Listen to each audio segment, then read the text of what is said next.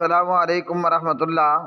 بہن میری، سوال آپ کا، کرنسی یا نقدی کا نصاب سونے کے ساتھ لگایا جائے گا، سونا 7.5 تولے، یا کرنسی اور نقدی کا نصاب چاندی کے ساتھ لگایا جائے گا، 52.5 تولے چاندی؟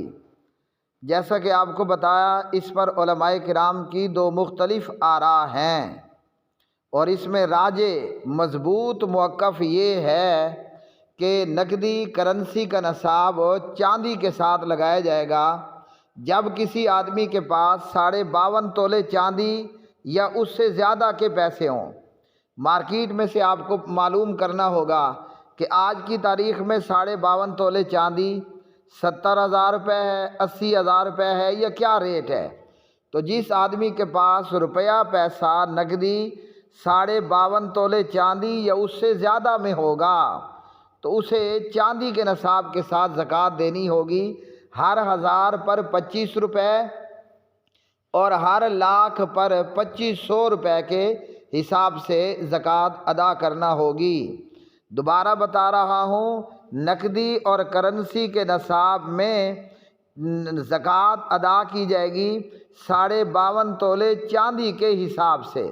اگر آپ کے پاس نقدی روپیہ پیسہ وغیرہ 52.5 تولے چاندی جتنا ہے یا اس سے زیادہ کا اماؤنٹ ہے، تو آپ پر سال بعد، حال علیہ الحول، سال بعد اس میں 2.5% زکوٰۃ ادا کرنا ضروری ہوگا، السلام علیکم اور یہی ورحمۃ راجح اللہ موقف ہے۔ وبرکاتہ۔ راجح قول کے مطابق نقدی کو چاندی کے ساتھ ملحق کیا گیا ہے۔ گورنمنٹ بھی بینکوں میں اتنی مالیت پر زکوٰۃ کاٹتی ہے جتنے سے 52.5 تولے چاندی آ سکے۔ ویسے بھی نقدی کو اوراق النقدیہ کہا جاتا ہے اور چاندی کو ورقہ کہا جاتا ہے، تو اس بنا پر ہم چاندی کے ساتھ اس کو ملحق کرتے ہیں، سونے کے ساتھ نہیں۔ سونے کا الگ نصاب ہے، اس کو نقدی کے ساتھ یا نقدی کو سونے کے ساتھ نہیں ملایا جائے گا، بلکہ اگر کسی کے پاس اتنی نقدی ہے جسے 52.5 تولے چاندی آ سکے تو پھر ہم اس میں زکوٰۃ واجب قرار دیں گے۔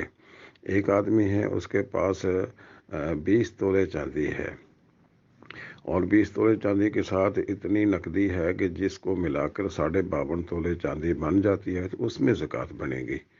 یہ سونے کے ساتھ نقدی کو نہیں ملایا جائے گا۔ السلام علیکم ورحمۃ اللہ وبرکاتہ۔